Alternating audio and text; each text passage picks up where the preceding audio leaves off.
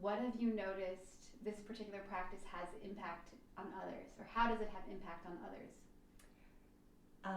My experience is that most people are way more impacted by the practice than they imagine they will be.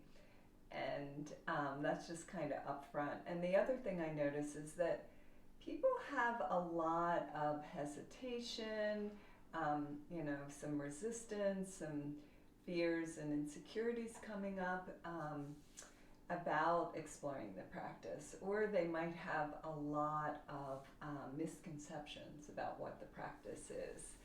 And for me and whoever I'm teaching with, or in this case, I had 4 or 5 assistants at Kripalu for this recent event, we're all just kind of blown away at how quickly, even just in the opening circle, how quickly people relax and get to see we're all the same.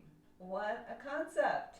We all have bodies, we all have stress, we all have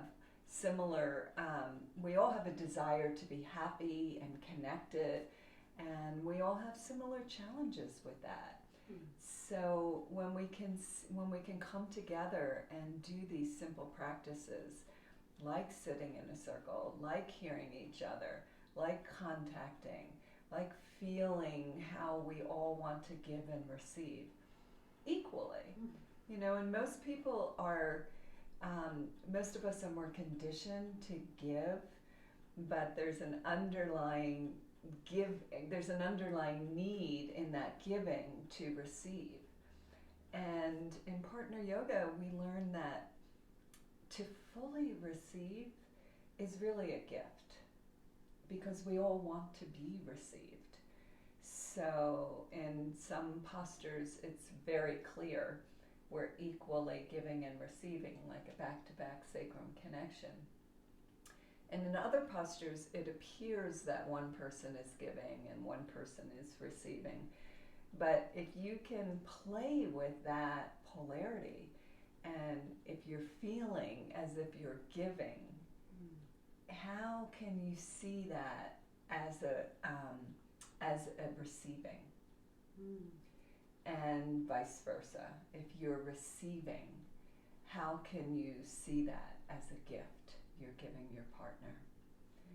So ultimately, like all of yoga, it is a practice of balancing opposites and bringing duality into unity. And I find that partner yoga profoundly and directly gives us that experience. Self-other, giving and receiving, male-female, it all comes where we can balance these polarities. Beautiful. Yeah. Feels to me like integration. Yes, integration is a really great way of describing what happens. I think there's one other point that I would like to mention, and that is people lose their mistrust. If people start surrendering and dissolving this mistrust that can easily, the mind can bring us into. And it's just a direct sense of opening to others. And again, it's an embodied sense. So it's not like, can I trust this person or not trust this person? It's just energy to energy, knowing that we're all the same. Beautiful.